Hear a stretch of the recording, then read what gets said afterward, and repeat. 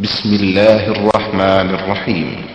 ومن أحسن قولا ممن دعا إلى الله وعمل صالحا وقال إنني من المسلمين. الحمد لله نحمده ونستعينه ونستغفره ونعوذ بالله من شرور أنفسنا ومن سيئات أعمالنا من يهده الله فلا مضل له ومن يضلل فلا هادي له وأشهد أن لا إله إلا الله وحده لا شريك له وأشهد أن محمدا عبده ورسوله أما بعد فإن خير الحديث كتاب الله وخير الهدي هدي محمد صلى الله عليه وسلم وشر الأمور محدثاتها وكل محدثة بدعة وكل بدعة ضلالة وكل ضلالة في النار. رب اشرح لي صدري ويسر لي أمري واحلل عقدة من لساني يفقهوا قولي. رب أعوذ بك من همزات الشياطين وأعوذ بك رب أن يحضرون. أعوذ بالله السميع العليم من الشيطان الرجيم. أفأنت تسمع الصم أو تهدي العمي ومن كان في ضلال مبين. فإما نذهبن بك فإنا منهم منتقمون أو نرينك الذي وعدناهم فإنا عليهم مقتدرون. فاستمسك بالذي أوحي إليك إنك على صراط مستقيم وإنه لذكر لك ولقومك وسوف تسألون. سورہ الزخرف. اور جیسا کہ آپ کے علم میں ہے کہ درمیان میں جو انقطاع آیا ہے ماہ رمضان کی وجہ سے، یعنی تقریباً 1.5 مہینہ پہلے یہ صورت ہم نے شروع کی تھی، اور اس کی ابھی میں نے آپ کے سامنے آیت نمبر 40، 41، 42، 43 اور 44 چند آیات پڑھی ہیں. ان آیات میں اللہ رب العزت نے نبی اکرم صلی اللہ علیہ وسلم سے مخاطب ہو کر فرمایا ہے أَفَأَنْتَ تُسْمِعُ الصُّمَّ، اے میرے نبی کیا آپ بہرے کو سنا سکتے ہیں؟ او تہدی العمی، یا اندھے کو سیدھا راستہ دکھا سکتے ہیں؟ ومن کان فی ضلال مبین، اور وہ شخص جو کہ کھلی ہوئی گمراہی میں ہے کیا اسے آپ راہ راست پر لا سکتے ہیں؟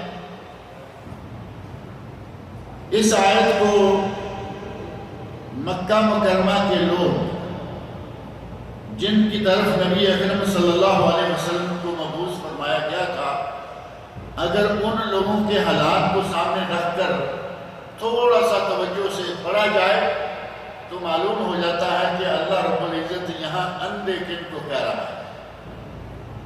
اندھے کون ہیں اور بہرے کون ہیں؟ اور ان اندھوں بہروں کو نبی اکرم صلی اللہ علیہ وسلم نے پورے خلوص کے ساتھ، اتنا خلوص کہ ان کے لیے نبی اکرم صلی اللہ علیہ وسلم پریشان ہیں کہ میری قوم، میرا قبیلہ، میرے لوگ یہ کسی طرح راہ راست پہ آ جائیں، یہ لوگ جہنم میں نہ جائیں. پورے خلوص کے ساتھ دل کی گہرائیوں سے نبی اکرم صلی اللہ علیہ وسلم یہ چاہتے ہیں کہ لوگ ہدایت پا جائیں، لیکن ان لوگوں نے ہدایت کا راستہ تلاش نہیں کیا، اس کی کوشش ہی نہیں کی. اور جو آدمی راہ ہدایت کی تلاش ہی نہ کرے، کوشش ہی نہ کرے، اس طرف توجہ ہی نہ دے تو اسے ہدایت کیسے ملے گی؟ اللہ رب العزت کا اپنا نظام ہے. وَلَنَهْدِيَنَّ، اللہ رب العزت فرماتے ہیں کہ ہم یقیناً ہدایت دیتے ہیں. کن کو؟ الذین جاہدوا فینا لنہدینہم جو لوگ ہمارے بارے میں، جو لوگ ہماری راہ کو تلاش کرنے میں، جو لوگ ہمیں پانے میں کوشش کریں، والذین جاہدوا فینا، جہاد کریں، کوشش کریں، اجتہاد کریں، محنت کریں، جد و جہد کریں، لنہدینہم سبلنا، ہم انہیں اپنے راستے یقیناً دیتے ہیں۔ ہم تک پہنچنے کے لیے کوئی کوشش کرے، ہم اسے راستہ بتا دیتے ہیں، اور اگر کوئی پہنچنے کی کوشش نہ کرے، اس طرف راستے کی طرف قدم ہی نہ اٹھائے، تو اس کو ہدایت کیسے نصیب ہوگی؟ اور جو ہدایت پانے کی بجائے ہدایت لانے والے آدمی کے خلاف ہو جائیں، اس کے خلاف اٹھ کے کھڑے ہو جائیں، ظاہر ہے کہ ان سے بڑا اندھا اور بہرا اور کون ہوگا؟ ایک آدمی راہ ہدایت میں لانا چاہتا ہے، یہ چاہتا ہے کہ ان لوگوں کو جہنم سے بچا لوں، ان لوگوں کو جنت کے راستے پہ چڑھا دوں، جو اس کے بھی خلاف ہو جائے وہ انتہائی اندھا اور بہرا ہے۔ اللہ رب العزت نے فرمایا أَفَأَنْتَ تُسْمِعُ الصُّمَّ، کیا آپ بہرے کو سنا سکتے ہیں؟ أَوْ تَهْدِي الْعُمْيَ، یا اندھے کو راستہ، سیدھا راستہ دکھا سکتے ہیں؟ وَمَنْ كَانَ فِي ضَلَالٍ مُبِينٍ، اور ان لوگوں کو جو کہ کھلی ہوئی گمراہی، کھلی ہوئی واضح گمراہی، حق آ گیا، اللہ رب العزت نے آسمان سے ان کے لیے آیات نازل کر دی، زمین سے ان کی اپنی قوم سے اللہ رب العزت نے ان کے لیے نبی مبعوث فرما دیا۔ کتاب کہہ سکتے تھے کہ ہم نہیں سمجھتے، اللہ رب العزت نے ان کی اپنی قوم سے ان کی اپنی زبان کا نبی ان کی طرف مبعوث کر دیا۔ اگر مکہ والوں میں کوئی پاکستانی انڈین آدمی کو نبی بنا کے بھیجا جاتا تو ان کے پاس حجت تھی نا، بھئی یہ تو اردو بولتا ہے، پنجابی، ہندی یا سندھی بولتا ہے، ہمیں سمجھ نہیں آئی کس نے کیا کہا۔ اللہ رب العزت نے ان کی اس حجت کو قائم ہی نہیں ہونے دی۔ ان کی اپنی قوم عرب، ان کے اپنے خاص قبائل اور خاص شہر مکہ سے اپنا نبی مبعوث فرمایا، جو کہ ان کی اپنی قبیلہ قریش سے تعلق رکھتا ہے، تاکہ یہ کہہ نہ سکیں کہ ہمیں پتہ ہی نہیں چلا کہ یہ کیا کہتا رہا اور اس کا کیا کہنا تھا۔ اللہ رب العزت نے ان کا وہ راستہ ہی بند کر دیا اور فرمایا کہ آپ بہرے کو اور اندھے کو اور جو سیدھا کھلی ہوئی واضح گمراہی میں ہے، اسے آپ ہدایت نہیں دے سکتے۔ اللہ کے نبی کو فرمایا کہ آپ اسے ہدایت نہیں دے سکتے۔ اور یہ موضوع صرف ایک ہی جگہ پر نہیں ہے، قرآن کریم کے کئی مقامات ایسے ہیں جہاں اللہ رب العزت نے اس موضوع کو بیان فرمایا ہے، اور ان مقامات میں سے ہی ایک مقام سورۃ الروم بھی ہے۔ سورۃ الروم میں اللہ رب العزت نے ارشاد فرمایا فَإِنَّكَ لَا تُسْمِعُ الْمَوْتَى وَلَا تُسْمِعُ الصُّمَّ الدُّعَاءَ، اے میرے نبی آپ مردوں کو نہیں سنا سکتے اور نہ ہی بہرے کو پکار سنا سکتے، جو بہرا ہے اسے بھی نہیں سنا سکتے اور مردہ ہے اسے بھی نہیں سنا سکتے۔ اللہ رب العزت نے فرما دیا اِنَّكَ لَا تُسْمِعُ الْمَوْتَى، اے میرے نبی تو مردے کو نہیں سنا سکتا۔ اور ہمارے لوگ کہتے ہیں کہ ہمارے مردے سنتے ہیں، ہمارے مردے سنتے ہیں، ہمارے مردے ہماری باتوں کا جواب دیتے ہیں، ہمارے مردے ہمارے مطالبات پورے کرتے ہیں۔ کیا یہ بات ممکن ہے؟ میں اور آپ کہاں، کس بات کی مولی، کس تھالی کا بینگن؟ نبی صلی اللہ علیہ وسلم جو پورے نوع انسانی کے سب سے اشرف اور افضل ترین انسان ہیں، تمام انبیاء کے سردار اور امام ہیں، اللہ ان سے مخاطب ہو کہہ رہا ہے اِنَّكَ لَا تُسْمِعُ الْمَوْتَى، اے میرے نبی آپ مردوں کو نہیں سنا سکتے۔ ہمارا بھائی کہتا ہے نہیں ہمارے مردے سنتے ہیں،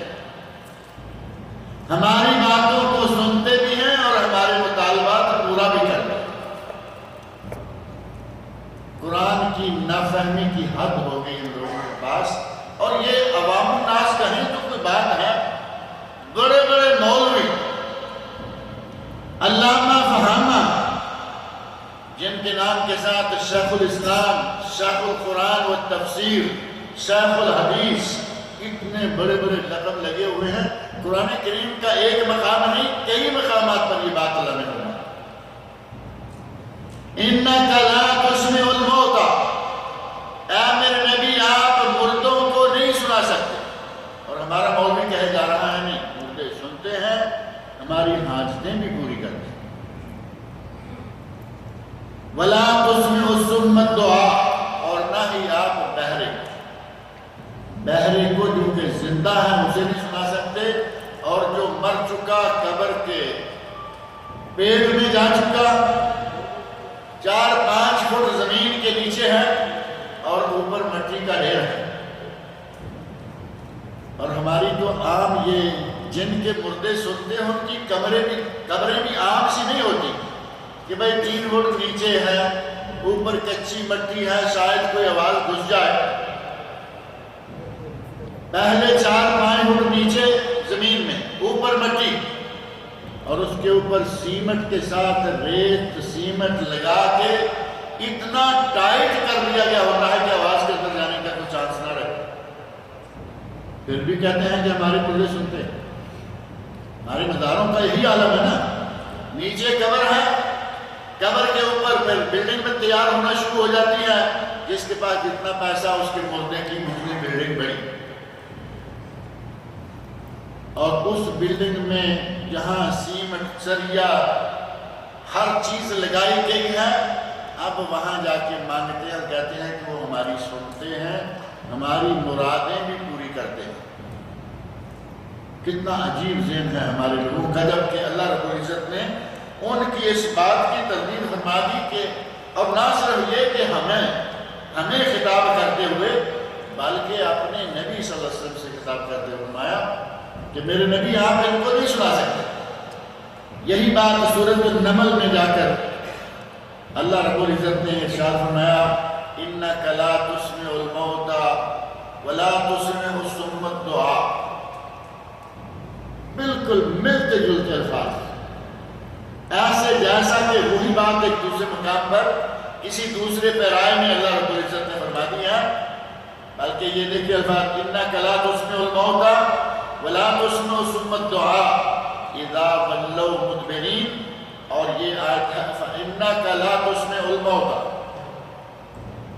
صرف شروع میں فا زیادہ ہے، مکمل آیت بالکل اسی طرح، فَإِنَّكَ لَا تُسْمِعُ الْمَوْتَى وَلَا تُسْمِعُ الصُّمَّ الدُّعَاء اِذَا وَلَّوْا مُدْبِرِينَ۔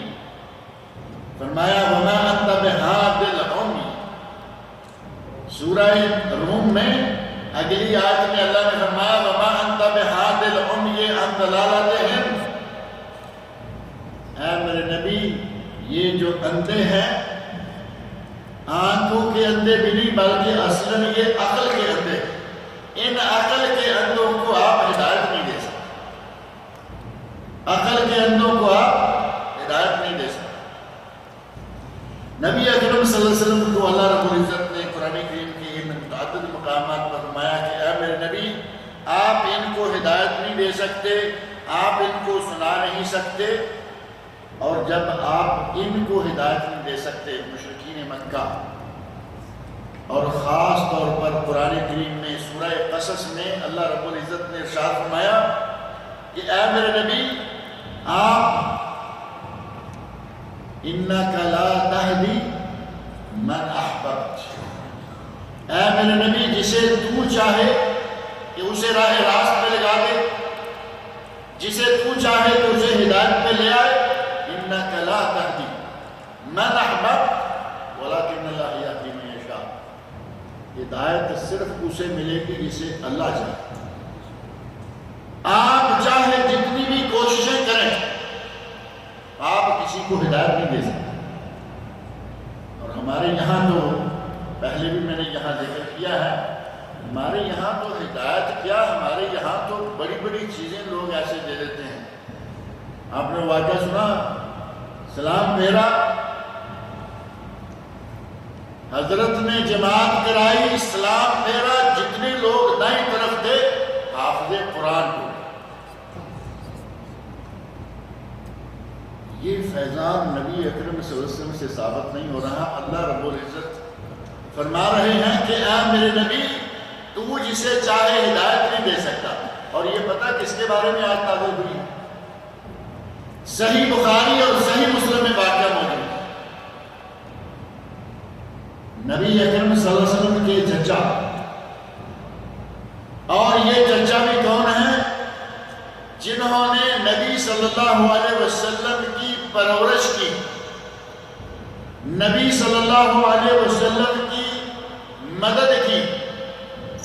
اور میدان دعوت و ارشاد میں یہ آدمی دیوار بن کے مشرکین کے سامنے کھڑا رہا، خود مشرک رہا، لیکن اپنے بھتیجے کو ذرا آنچ نہیں آنے دی. اتنا جانسار، اتنا مخلص اپنے بھتیجے کا. لیکن مخلص تو رشتے کا ہے، رشتے کا مخلص ہے، منصب کا مخلص نہیں ہوا. منصب نبوت تھا وہ قبول نہیں کی، لیکن رشتے کا اتنا مخلص ہے. کہا کہ بھتیجے جب تک میری جان میں جان ہے مکہ والوں میں سے کوئی تک نہیں پہنچ سکتا، جاؤ جو کرنا ہے. معلوم ہوا کیا؟ لیکن وہاں نظر کام نہیں کیا، نظر نے کام نہیں کیا. ہمارے مولویوں کی نظر عجیب کام کر جاتی ہے. سلام پھیرو لوگ حافظ قرآن ہو، کسی کو غور سے دیکھ لیا چور سے کتب ہو گیا. کتنی عجیب و غریب قسم کی کہانیاں معلوم. کہتے ہیں کہ نظر کرم اتنا صرف غور سے دیکھ لینا چور کو کتب بنا دیتا ہے. یہاں دیکھیں آپ، نبی اکرم صلی اللہ علیہ وسلم تمام انبیاء کے امام، پورے بنی نوع انسان کے سردار، اشرف الخلق، اس دنیا میں سب سے افضل انسان ہے.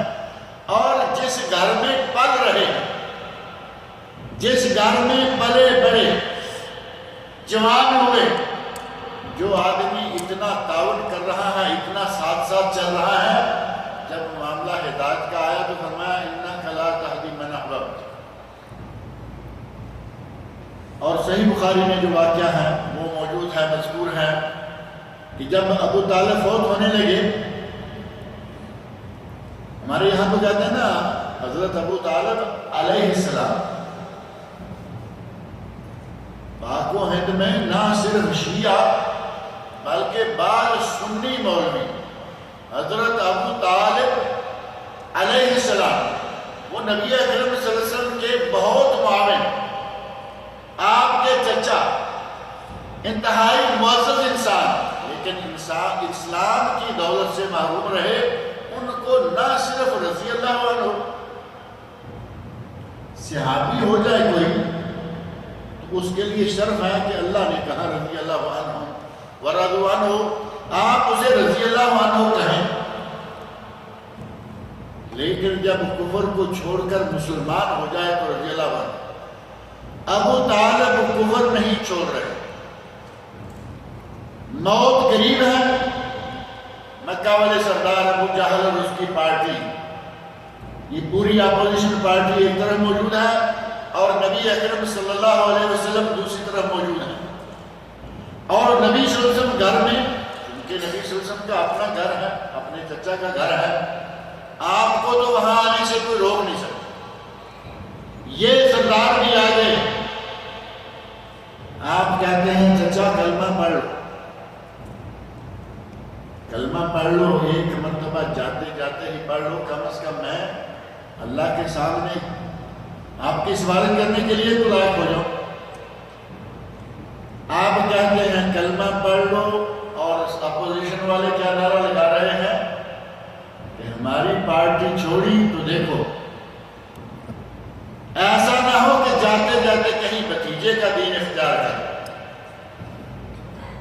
اور نتیجہ کیا نکلا؟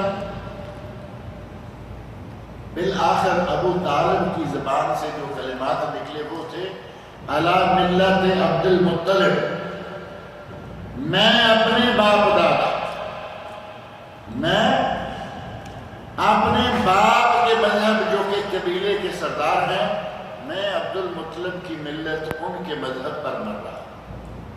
اسلام نصیب نہیں ہوا. اور ہمارا مولوی کہتا ہے ابو طالب علیہ السلام، میں کہتا ہوں کہ علیہ السلام تو بعد کی بات ہے، ان کے لیے تو رضی اللہ عنہ بھی نہیں بنتا۔ رضی اللہ تعالیٰ عنہ تب بنتا جب مسلمان ہوتے شہادی ہو جاتے، اور آپ نے ان کے ساتھ وہ لفظ لگا دیا جو کہ عموماً صرف انبیاء کے ساتھ ہوتا ہے، اور یہ پاک و ہند میں عام ہے۔ ابو طالب علیہ السلام، اور ان کا بس چلے تو یہ ابو لہب بھی علیہ السلام کریں، کیونکہ وہ بھی تو چچا ہی تھے، وہ بھی مسلمان نہیں ہوئے، لیکن ان کی ابو لہب کی بعض حرکتیں ہمیں یاد ہیں کہ اس نے بدتمیزیاں کی، گستاخیاں کی، یہ کیا وہ کیا، اس طرف تو علیہ السلام نہیں، رضی اللہ عنہ بھی نہیں، لیکن ابو طالب کے لیے اور بہت کہانیاں کر رکھی ہیں کہ ان کو پھر سے زندہ کیا گیا، اور ان کو اسلام، اور اس کو یہ اور ان کو وہ۔ اللہ رب العزت نے ابو طالب کے بارے میں بطور خاص اس موقع پر یہ آیت نازل کی اور فرمایا اِنَّكَ لَا تَهْدِي مَنْ أَحْبَبْتَ وَلَكِنَّ اللَّهَ يَهْدِي مَن يَشَاءُ۔ اے میرے نبی، جسے تو ہدایت دینا چاہے اور میں نہ چاہوں اسے کوئی ہدایت دے نہیں سکتا، وَلَكِنَّ اللَّهَ يَهْدِي مَن يَشَاءُ، جسے اللہ چاہے ہدایت دے۔ نبی کے لیے یہ عام، نبی کے لیے یہ عام ہے، اور ہمارے مولویوں کی نظر اتنا کام کرتی ہے کہ یہ اور وہ کر دے۔ وہاں حضرت نوح علیہ السلام کا بیٹا ہے، نوح علیہ السلام اولو العزم من الرسل، 5 وہ خاص انبیاء جن کو اولو العزم من الرسل قرار دیا گیا، ان میں سے بیوی پہ نظر نے کام نہیں کیا، بیٹے پہ نظر نے کام نہیں کیا، اور ہماری نظر اتنی تیز ہے ہمارے مولویوں کی کہ جدھر منہ کریں ادھر اسلام اسلام، قرآن قرآن، اور ان کے سینے کھل جاتے ہیں، ان کی قسمتیں بدل جاتی ہیں۔ اللہ رب العزت نے واضح طور پر فرمایا کہ اے میرے نبی، آپ جسے ہدایت دینا چاہیں یہ آپ کے بس کی بات نہیں ہے، ہدایت اسے ملے گی جسے ہم ہدایت دینا چاہیں۔ چنانچہ فرمایا أَفَأَنْتَ تُسْمِعُ الصُّمَّ، کیا آپ بہرے کو سنائیں گے، او تہدی العمیٰ، یا اندھے کو راہ دکھائیں گے، ومن کان فی ضلال مبین، اور ان لوگوں کو، ایسے لوگوں کو ہدایت دیں گے جو کہ کھلی ہوئی گمراہی میں ہے۔ یہ بظاہر سوال ہے لیکن یہاں انکار ہے، استفہام انکاری، کہ اللہ نے اس بات کا انکار کیا کہ اے میرے نبی آپ یہ نہیں کرتے، جو کھلی ہوئی گمراہی میں ہیں، جو آنکھوں کے اور عقل کے اندھے ہیں، ان لوگوں کو تو ہدایت پہ نہیں لا سکتا۔ فَإِمَّا نَذْهَبَنَّ بِكَ، اے میرے نبی اگر ہم آپ کو لے جائیں، اگر ہم آپ کو لے بھی جائیں، یعنی مکہ مکرمہ سے آپ کو نکال کر مدینہ منورہ لے جائیں، یا آپ کو اس دنیا سے اٹھا لیں، فوت کر لیں، فَإِنَّا مِنْهُمْ مُنْتَقِمُونَ، ہم ان ظالموں سے، ان کافروں سے انتقام لیں گے۔ آپ یہاں رہیں یا نہ رہیں، مکہ میں رہیں یا مدینہ میں آپ کو لے جایا جائے، دنیا میں رہیں یا آپ کو اٹھا لیا جائے، ہم ان مشرکین سے انتقام لیں گے۔ مشرکین مکہ کے حالات کے بارے میں آپ کے علم ہے کہ وہ دل ہی دل میں کرتے رہتے تھے کہ یہ ہمیں کیا، یہ کیا مصیبت ہمارے گلے میں آ گئی ہے، ہم اچھے پہلے چل رہے تھے، اس نے آ کے نئے دین کا نعرہ لگا کے ہمارے اندر اختلافات اور یہ اور وہ پیدا کر دیے، بھائی بھائی سے الگ ہو گیا، بچے اپنی ماں باپ سے الگ ہو گئے۔ جو مسلمان ہوتا، ماں باپ نہیں ہوتے تو نہ صحیح، بھائی بہن نہیں ہوتے تو نہ صحیح، کسی کی اولاد نہیں ہوتی نہ اسی، جس کو اللہ توفیق دے دیتا وہ اسلام میں داخل ہو جاتا، رشتوں کی پرواہ نہیں کرتا۔ یہ اس زمانے میں لوگوں میں کتنا خلوص تھا اپنے دین کے لیے، اور آج ہمارا کیا حال ہے؟ دین قبول کر لیا، ساری رشتہ داریاں چھوڑ، کہا کہ اسلام لے آئے ہیں اب جو اسلام کہے گا یا جو اسلام میں ہمارے ساتھ چلے گا ہم اس کے ساتھ ہیں، ورنہ ہم کسی کے ساتھ نہیں۔ آج ہم پیدا ہی دین میں ہوتے ہیں، پیدا ہی مسلمان ہوتے ہیں، لیکن دین کے لیے رشتہ داری کو چھوڑنے کے لیے تیار ہیں۔ ہماری شادیاں، ہماری مرگیں، مر جائے تو ہمارے یہاں کیا کیا کچھ ہوتا ہے، بچے کی ولادت ہو کیا کیا کچھ ہوتا ہے، شادیاں ہو کیا کیا کچھ ہوتا ہے۔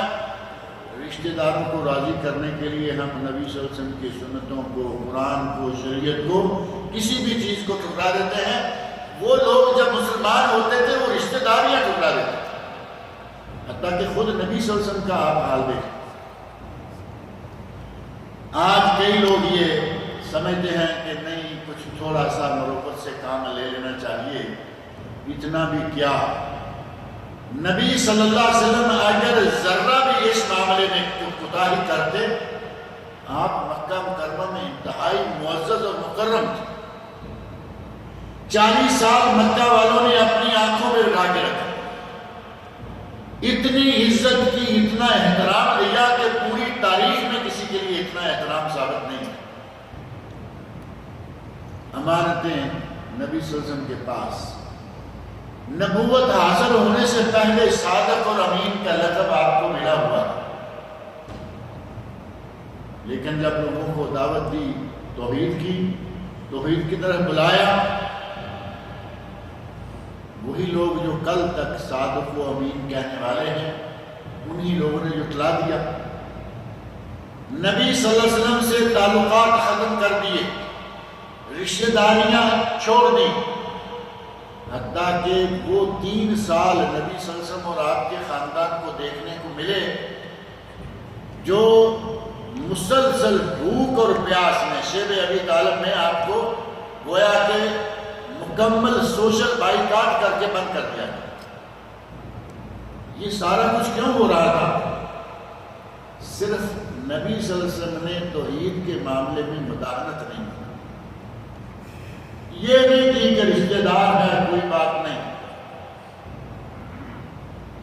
ہم کوئی بینک میں کام کر رہا ہو اس سے ملنا جلنا، اور بینک بھی سودی، جس کی روزی روٹی ہر چیز حرام کی، ہم اس کے ساتھ ملنے میں کوئی اتنا محسوس ہی نہیں کرتے۔ رشتہ داریاں قائم ہیں، بلکہ بیٹیاں دے رہے ہیں، بیٹیاں لے رہے ہیں۔ لینے کا معاملہ تو میرا خیال ہے ذرا چل جائے گا، بیٹی لے اپنے گھر میں حلال کھلائیں، اپنی بیٹیاں بھی ان کے گھروں میں دینا شروع کر دیں، پرواہ نہیں۔ مشرکین ہیں، رشتہ داریاں قائم ہیں، لیکن وہاں ایسا نہیں تھا۔ اسلام لائے، سارے معاملات ختم کر دیے۔ مشرکین مکہ یہ چاہتے تھے کہ یہ جو ہمارے اندر آ کے مسئلہ پیدا کر دیا اس انسان نے، اس کے لیے کوئی نہ کوئی حل سوچنا ہوگا۔ قتل کی سازشیں کی گئیں، 36 کے قریب نبی صلی اللہ علیہ وسلم کو قتل کرنے کی سازشیں ہوئیں۔ اللہ رب العزت نے آپ کو اپنی خاص نگرانی میں رکھا، بچایا۔ واللہ یعصمک من الناس، اللہ نے قرآن کریم میں فرمایا اے میرے نبی آپ دعوت و ارشاد کے میدان میں کھل کے کام کریں، اللہ تمہیں لوگوں سے بچائے گا۔ واللہ یعصمک من الناس، اللہ لوگوں کے شر سے تمہیں محفوظ رکھے گا۔ تکلیفیں آئیں لیکن قتل کی نوبت نہیں آ سکی، پوری کوششیں، انتہائی کوششیں کی گئیں۔ وہ چاہتے ہیں کہ اس کو قتل کر دیا جائے، اس کو ملک سے نکلنے، شہر سے نکلنے پر مجبور کر دیا جائے، اس کو مجنون، اس کو جادوگر، اس کو کاہن، اس کو کچھ بھی کہہ کے بے وقار کیا جائے، لیکن جسے اللہ وقار عطا کرے اسے دنیا کا کوئی شخص بے وقار نہیں کر سکتا۔ آدمی بے وقار ہو جائے، بعد میں سے اثر ختم ہو جاتا ہے کہ بھائی اس کی کیا بات کرنی ہے۔ اللہ رب العزت نے وقار دیا ہوا تھا، وہ بحال رہا۔ ہر حال میں انہوں نے کوششیں کی۔ اسی کا تذکرہ کرتے ہوئے اللہ رب العزت نے ارشاد فرمایا اے میرے نبی یہ جو کچھ کرتوت کر رہے ہیں آپ ان کے اندر موجود رہیں یا مدینہ منورہ میں چلے جائیں۔ آپ ان کے اندر موجود رہیں یا فوت ہو جائیں، کچھ بھی ہوگا انا منتقمون، ہم ان سے انتقام لیں گے، یعنی ان کو سزا دی جائے گی، فَإِنَّا مِنْهُمْ مُنْتَقِمُونَ، ہم ان سے ضرور انتقام لیں گے۔ اور نبی اکرم صلی اللہ علیہ وسلم کی زندگی میں ہی اللہ رب العزت نے ان مشرکین کے ساتھ کیا کیا، غزوہ بدر میں کیا ہوا، احد میں کیا ہوا، اس کے بعد تبوک، حنین، خاص مشرکین مکہ کے لیے غزوہ بدر ان کی نسلوں کے لیے قیامت تک کے لیے ایک عبرتناک جنگ ہے غزوہ بدر۔ اللہ رب العزت نے انہیں غزوہ بدر میں سزا دے دی اور اسی کا تذکرہ کرتے ہوئے فرمایا فَإِنَّا مِنْهُمْ مُنْتَقِمُونَ، ہم ان سے انتقام ضرور لیں گے۔ اور نُرِيَنَّكَ الَّذِي وَعَدْنَاهُمْ، یا پھر اے میرے نبی ہم آپ کو دکھا دیں گے جو ہم نے ان سے وعدہ کیا ہے، ان سے عذاب کا، انتقام کا جو وعدہ ہے ہمارا، ہم آپ کو یقیناً دکھا دیں گے۔ فَإِنَّا عَلَيْهِمْ مُقْتَدِرُونَ، ہم اس پر، ان پر قادر ہیں، ہم ان پر قادر ہیں، ان کو جب چاہیں پکڑ سکتے ہیں، انہیں پکڑنا ہمارے اختیار میں، آپ کو اٹھانے یا آپ کو دکھا دیں، آپ کی زندگی میں ہی یہ ہو جائے۔ اور نبی صلی اللہ علیہ وسلم کی زندگی میں غزوہ بدر میں یہ صورتحال جو ہے وہ واقعی طور پر پیش آ گئی۔ فَاسْتَمْسِكْ بِالَّذِي أُوحِيَ إِلَيْكَ، اے میرے نبی آپ پر جو وحی کی گئی ہے آپ اسے مضبوطی سے پکڑے رکھیں، إِنَّكَ عَلَى صِرَاطٍ مُسْتَقِيمٍ، آپ یقیناً صراط مستقیم پر ہیں۔ نبی اکرم صلی اللہ علیہ وسلم کو اللہ رب العزت نے ڈھارس بندھاتے ہوئے فرمایا آپ صراط مستقیم پر ہیں، اس بات پہ تو آپ 100% مطمئن ہو جائیں، اور جو وحی آپ پر کی گئی ہے، جو وحی نازل کی گئی ہے، اس وحی کے ساتھ آپ تمسک رکھیں، وحی پر کاربند رہیں، وحی کے ساتھ تعلق جو ہے وہ قائم رکھیں۔ رہا معاملہ یہ کہ آپ کے ذہن میں کوئی شک آئے کہ پتہ نہیں میرا راستہ ٹھیک ہے یا نہیں، إِنَّكَ عَلَى صِرَاطٍ مُسْتَقِيمٍ، تو یقیناً سیدھے راستے پر ہے۔ اور نبی اکرم صلی اللہ علیہ وسلم جس راستے پر تھے اس سے سیدھا راستہ اور کون سا ہو سکتا ہے؟ آج کے مسلمان کا راستہ تو غلط ہو سکتا ہے اور ہے، ہمارے مسلمان یہ نا سارے سرکاروں، درباروں، مزاروں، ان سب پہ جانے والے مسلمان ہیں، لیکن کیا یہ سیدھا راستہ ہے؟ یہ بہت ٹیڑھا راستہ ہے۔ پہلوانے تو مسلمان ہیں لیکن اللہ رب العزت کی توحید کے لیے یہ کیا کیا کچھ کھلا رہے ہیں۔ اللہ رب العزت نے نبی اکرم صلی اللہ علیہ وسلم سے مخاطب کو فرمایا کہ اے میرے نبی تو صراط مستقیم پر ہے، تو راہ راست پر ہے، پورے اطمینان کے ساتھ اپنا کام کرتا رہے اور وحی کے ساتھ تمسک قائم رکھ۔ وَإِنَّهُ لَذِكْرٌ لَكَ وَلِقَوْمِكَ، اور یہ ذکر، یہ نصیحت ہے تمہارے لیے اور تمہاری قوم کے لیے۔ اے میرے نبی یہ تمہارے لیے اور تمہاری قوم کے لیے نصیحت ہے۔ یہ قرآن کریم کیا صرف نبی صلی اللہ علیہ وسلم اور قریش کے لیے نصیحت ہے؟ یہ قیامت تک کے ہر انسان کے لیے نصیحت ہے، لیکن چونکہ مکہ میں قریش کے قبیلے میں اور نبی اکرم صلی اللہ علیہ وسلم کے خاندان کے ایک فرد کو جب نبوت دی گئی، انہی پہ وحی نازل کی گئی، تو سب سے پہلے شرف کس کے لیے ہوا؟ نبی صلی اللہ علیہ وسلم کے لیے، اور قبیلے کے طور پر سب سے پہلے قریش کے لیے۔ فرمایا یہ نصیحت ہے آپ کے لیے اور آپ کے خاندان کے لیے، قوم کے لیے۔ وَسَوْفَ تُسْأَلُونَ، اور ان قریب آپ سے، تم سب سے اس کی بات پرس ہوگی۔ اللہ رب العزت نے کتنا مقام دیا قریش کو، ان میں نبی بھیج کر، اس سے بڑا مقام کس قوم کا، کس قبیلے کا ہوگا کہ جس کا ایک فرد نبی ہو۔ پورے انسانوں کا سب سے بڑا لیڈر دنیا میں کون ہے؟ نبی اکرم صلی اللہ علیہ وسلم۔ پچھلے دنوں وہ کتاب جو آئی تھی 100 بڑے لوگ، 100 موسٹ انفلوئنشل پرسنز تھا، کیا تھا؟ 100 مؤثر ترین شخصیات کافر نے کتاب لکھی، اور سب سے پہلے نمبر پر محمد صلی اللہ علیہ وسلم کا ذکر ہے۔ اس کا وہ حصہ جو ہے وہ اردو میں بھی چھپا ہوا ہے، اردو میں چھپ گیا، مختلف زبانوں میں ترجمہ ہو گیا، خاص طور پر جو نبی اکرم صلی اللہ علیہ وسلم سے تعلق رکھتا ہے۔ اس سے پوچھا گیا تو عیسائی ہے، کرسچن ہے، تو یہ تو عیسیٰ علیہ السلام کا نام لینا چاہیے تھا، تو انہیں پہلے محمد کا نام لیا صلی اللہ علیہ وسلم۔ تو اس نے کہا کہ میں ایک مورخ کی حیثیت سے، میں عیسائی مسلمان کی حیثیت سے نہیں، ایک مورخ کی حیثیت سے میں نے پوری تاریخ پر اپنے پورے انصاف کے ساتھ جب نگاہ دوڑائی تو مجھے محمد سے بڑا کوئی انسان نظر نہیں آیا۔ جس قوم کا فرد پوری انسانیت کا بڑا انسان ہو، اس قوم کے لیے شرف کیا کم ہے؟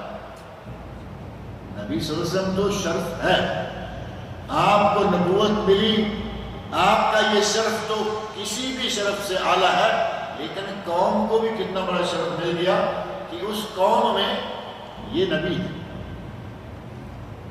اللہ رب العزت نے فرمایا کہ یہ قرآن نصیحت ہے آپ کے لیے اور آپ کی قوم کے لیے، اور یہ شرف جو قوم کو دیا گیا ہے، اس شرف کا یہ پاس کریں گے نہیں، اس کے بارے میں سوال کیا جائے گا، اور پاس کیا قوم نے؟ چند لوگوں کے سوا کسی نے پاس نہیں کیا۔ اور یہاں جو وَإِنَّهُ لَذِكْرٌ لَكَ وَلِقَوْمِكَ، یہاں ذکر کا معنی نصیحت کیا گیا، اور اسی کا معنی شرف بھی کیا گیا ہے کہ یہ شرف ہے، قرآن شرف ہے تمہارے لیے، اور یہ شرف ہے تمہاری قوم قریش کے لیے۔ دونوں معنوں میں بات ایک ہی رہتی ہے کہ یہ قرآن شرف بھی ہے، یہ قرآن نصیحت بھی ہے، اور یہ قرآن صرف قریش کے لیے نصیحت نہیں، آغاز وہاں سے ہوا، پوری دنیا کے لیے نصیحت ہے۔ قرآن کے بالکل آغاز میں اللہ رب العزت نے ارشاد فرمایا الف لام میم ذالک الکتاب لا ریب فیہ ھدی للمتقین۔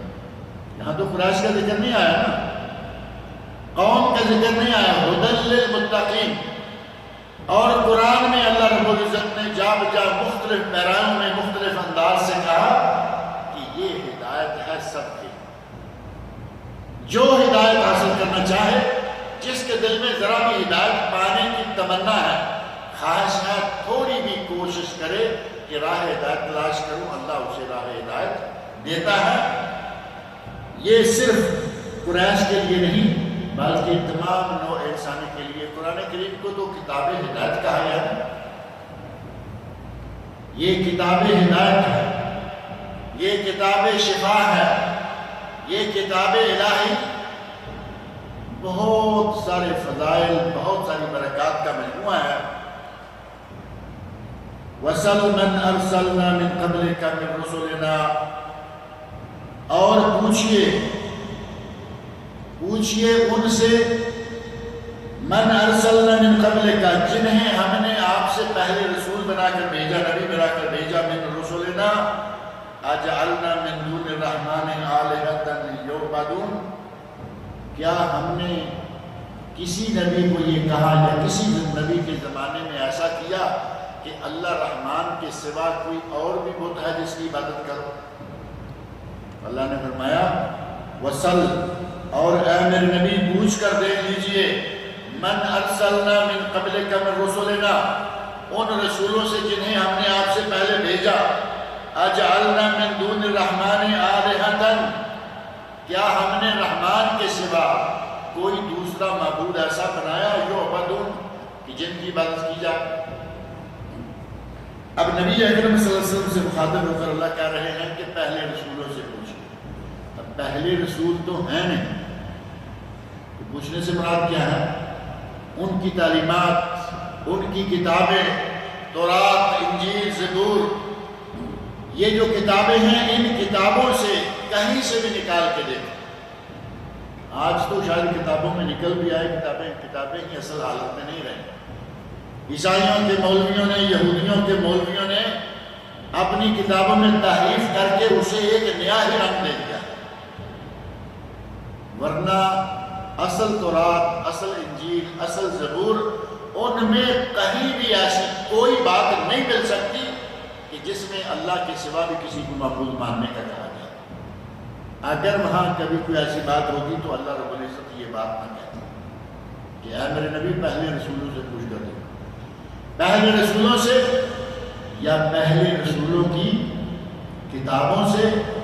اور بعض اہل علم نے کہا کہ یہاں ایک کلمہ جو ہے وہ مخفی ہے، اور وہ ہے وَسَلْ مَنْ أَرْسَلْنَا وَسَلْ أَتْبَاعَ مَنْ أَرْسَلْنَا، جنہیں ہم نے پہلے رسول بنا کر بھیجا ان سے تعلق رکھنے والے ان کے پیروکاروں سے پوچھو، یعنی عیسائیوں سے، موسیٰ علیہ السلام کی قوم بنی اسرائیل یہود و نصارہ سے پوچھ کر دیکھو کہ کیا ہم نے ان کی کتابوں میں کوئی ایسی بات رکھی ہے کہ اللہ کے سوا بھی کسی کی بات کی جا سکتی۔ گویا کہ اللہ رب العزت نے نہ صرف قرآن کریم بلکہ پہلی کی تمام کتابوں کی تعلیمات کا نچوڑ دے دیا کہ اللہ کے سوا کوئی معبود نہیں۔ ہر نبی کی دعوت یہ، اور ہر کتاب میں یہ دعوت آئی کہ اللہ کے سوا دوسرا کوئی معبود برحق نہیں ہے۔ لا الہ الا اللہ کا معنی بھی تو یہی ہے نا، لا الہ الا اللہ، اللہ کے سوا کوئی معبود برحق نہیں۔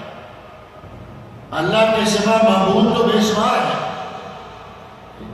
ہندوؤں کے یہاں اپنی 36 ملین یا کتنے ملین، ایک دو بھی نہیں، 1 2 4 100 1000 لاکھ نہیں، ملینت کے حساب سے معبود ہیں ہندوؤں کے، اور وہ معبود ہندوؤں کے، ہمارے مسلمانوں کے، عیسائیوں کے معبود بے شمار ہیں، لیکن معبود برحق صرف اللہ کی ذات، جو عبادت کے لائق صحیح معنوں میں ہے وہ صرف اللہ تعالیٰ ہے۔ آگے اللہ رب العزت نے موسیٰ علیہ السلام ان کی قوم پر جو عذاب نازل ہوئے ان کا تذکرہ شروع کیا ہے، انشاءاللہ اگلے درس میں بات کریں گے۔ اللہ رب العزت سے دعا ہے کہ وہ مجھے اور آپ سب لوگوں کو قرآن کریم پڑھنے، سننے، سمجھنے اور اس کے احکام پر عمل کرنے کی توفیق عطا فرمائے۔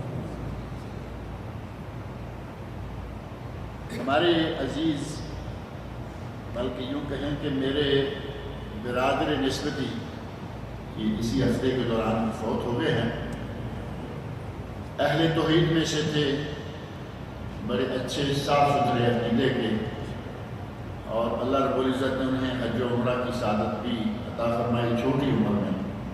ان کے لیے دعا کریں کہ اللہ تعالیٰ اس کی مغفرت کرے، اس کی بچی کوتاہیوں کو اللہ تعالیٰ معاف کرے، اور اللہ تعالیٰ جنت الفردوس میں انہیں اعلیٰ عطا فرمائے۔ اور بھی کوئی کسی کا عزیز فوت ہوا ہے تو اللہ رب العزت اس کی بھی مغفرت کرے۔